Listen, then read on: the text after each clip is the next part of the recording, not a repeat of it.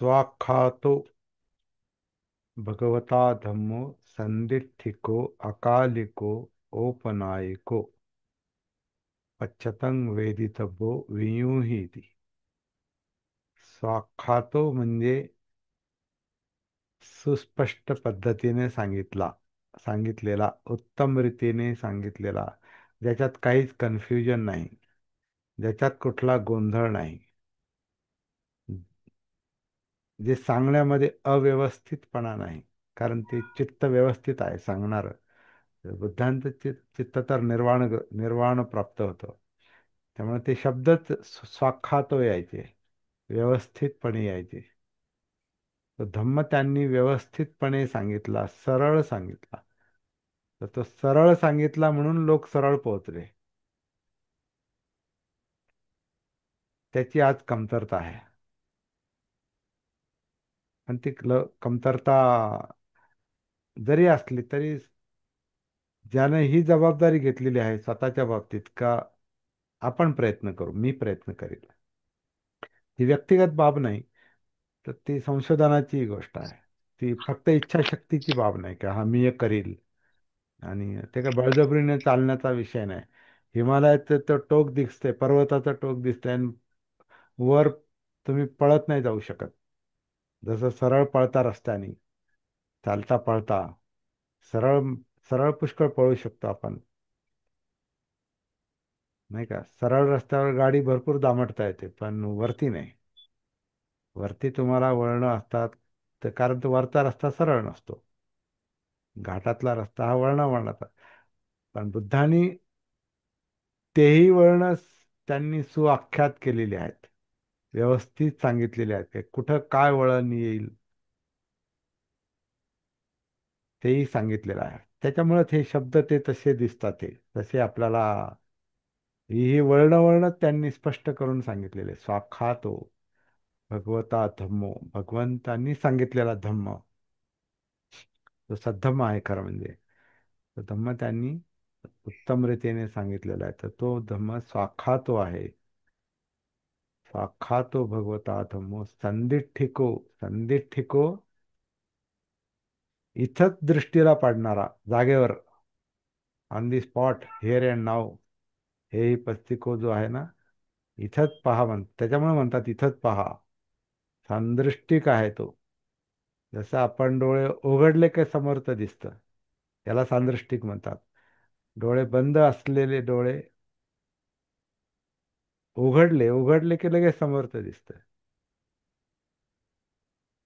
तसं हे सतीचे जागृतीचे डोळे उघडले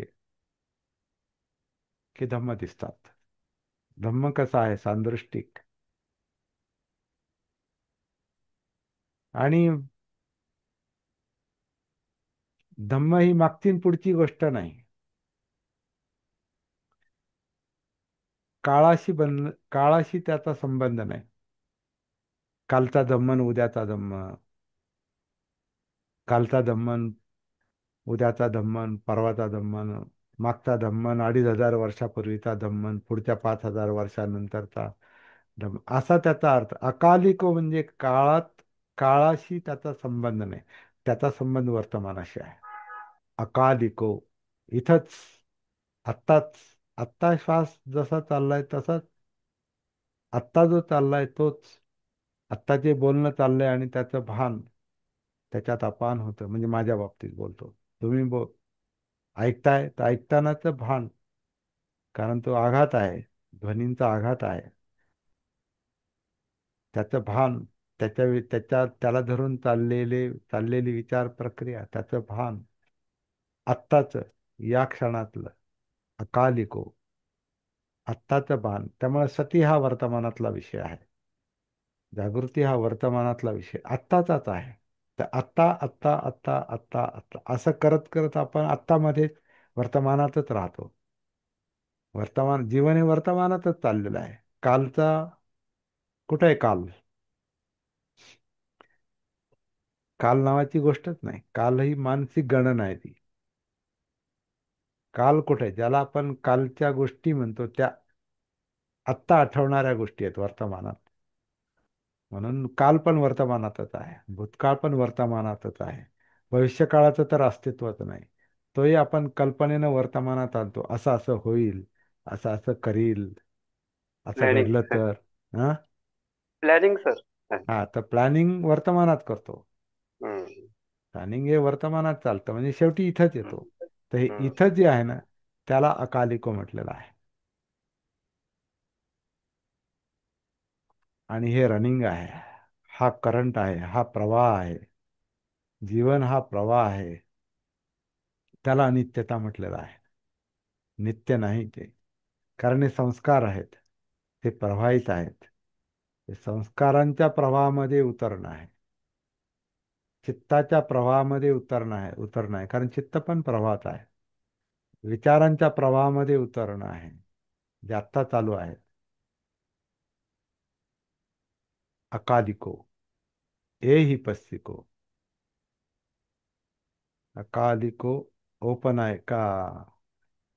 साक्षात भगवता धम्मो संदिठ्ठिको संदृष्टिक अकालिको ए ही पस्सिको ओपनायक. बरोबर आहे का, बरोबर चाललो मी. ओपन संदिठ्ठिको साक्षातो भगवता धम्मो संदिठ्ठिको अकालिको ओपनायको. यही. बरोबर. पश्चतंग. उपनायक म्हणजे पुढे जाणारा, पुढे नेणार. कारण हा प्रवाह पुढेच नेतो ना, प्रवाह नेहमी पुढे जातो. आणि प्रवाहाबरोबर आपण चाललो तर आपण पुढे जातो. पण आपण थांबलो, प्रवाहात उभा राहून, प्रवाह जर उभा राहून आपण पाहिला किंवा त्याच्यात उतरून उभं राहिलो, तर प्रवाह पुढे निघून जातो आणि आपण म्हणतो मी प्रवाहात आहे. आपण प्रवाहात नसतो, आपण आपला तर तिथंच, आपण काय म्हणतात ते, एखादं हे रोवून ठेवल्यासारखं एखादं ते, तो दगड कसा खुंटी. असतो. हा, दगड तिथंच असतो. एखादी खुंटी तिथंच रोवलेली असते, तसं आपण तिथं उभं राहतो आणि आपण म्हणतो आपण धम्मप्रवाहात आहोत. नाही. आपण आपण तिथे कुंठित झालो. आपण आपण त्या त्या काय ज्ञानात अडकलो थोडक्यात. धम्माच्या ज्ञानात आपण जेव्हा अडकतो ना, तेव्हा आपण प्रवाहित नाही, आपण प्रज्ञेत नाही. प्रज्ञा ही समज आहे. प्रज्ञा ही त्या गतीचं भान आहे. त्यामुळे तो, त्या गतीबरोबर आपण चाललो, वर्तमान गतीबरोबर आपण चाललो, तर मग ओपन ऐकू आहे. आणि हे कोण पाहतं. पश्चतंग वेदितव्यो. जे जे जे जाणतात, जे जाणकार आहेत, ते हे पाहतात. ज्यांना ती जाण नाही, ते हे पाहत नाही, पाहू शकत नाही. त्याचं कारण अव्यवस्थित चित्त आहे. तर त्रिभुवन सर, तुमच्या एका शब्दाने आपण इथपर्यंत आलो. हं. हा. हा. वर्गा हा सुरुवात करू. हा. हा. वर्गामध्ये विद्यार्थ्यांसमोर एखादा विषय आपण जर हाताळायचा असल्यास किंवा त्यांना समजून द्यायचं असल्यास वेगवेगळे प्रश्न त्यांना विचारायचे त्यांच्या पूर्वज्ञानावर. आणि मग पूर्वज्ञानाकडून अ, जे ज्ञान आपल्याला नाही, म्हणजे आपण त्या ज्ञानापासून अ, एक वेगळं आहोत किंवा ते आपल्याला माहित नाही. मग तशा प्रकारचे प्रश्न विचारायची.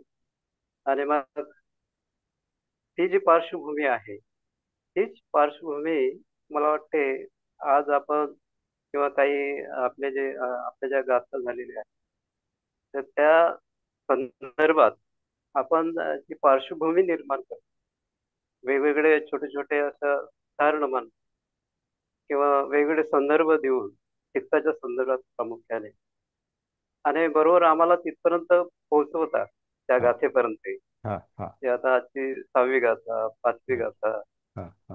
म्हणजे थोडक्यात म्हणजे की विषय म्हणजे अ, सोप कठीण याच्यामधून सोपेपणाकडे जाणं. हो. हा, ही एक हातोटी जी आहे समजून देण्याची, हा. हा. मला वाटते ती आता अजून जास्त आपल्यामध्ये प्रगल्भ झालेली आहे. हा. आणि खूप छान सर.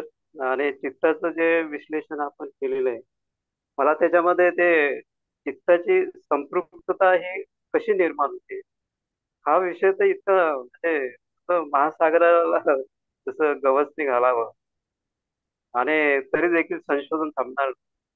आणि संपृक्तता येणं याच्यासाठी खूप मोठे म्हणजे खूप प्रयत्न करावे साधनापाती लागतात. प्रयत्न आहेत, बरोबर. हा, प्रयत्न करावे हा लागतात. हा त्याच्यामध्ये जागृती, एक सम्यक जागृती त्याच्यात निर्माण व्हावी लागते. हा तरच आपलं पाऊल जे आहे ते हा पुढे जाऊ शकतं. आणि जे आपल्याला प्राप्त करायचं आहे हा ते हा निश्चित त्या हम्म, दिशेने हम्म. आपण तिथपर्यंत पोहोचू शकतो. हा आपलं मी थोडस टार्गेट वेगळ्या जे आहे. वेगळ्या भाषेत मांडेल मी हे. का हा, आता हा, मी तुम्हाला तिथपर्यंत नेतो म्हणण्यापेक्षा मी स्वतः तिथपर्यंत जातो. हा, तुम्हाला सांगण्यासाठी मी हे बोलत नाही. मला पोहोचण्यासाठी बोलतो. त्याला कारण माझे संशोधनाचं काम नाही पण, चाललेलं आहे. हा, मी पण तुम्हाला आम्हाला पण सांगण्यास मार्ग भेटतोच आहे. मार्ग नाही, ते आता तुम्ही आता टीचर होते, तुम्ही शिक्षक होते, त्यामुळे तुम्ही त्याच्याशी ती तुलना करताय. थोडं परंतु असे मी माझं थोडं हे हा केलंय. माझं ते थोडस, अरे नाही, म्हटलं बरोबर हे आहे आपण तुमचं, हे तुमचं म्हणणं बरोबर आहे. त्याच्याशी मी ते- असहमत नाही किंवा कुणी ते नाही, असहमत होण्याचं कारण नाही.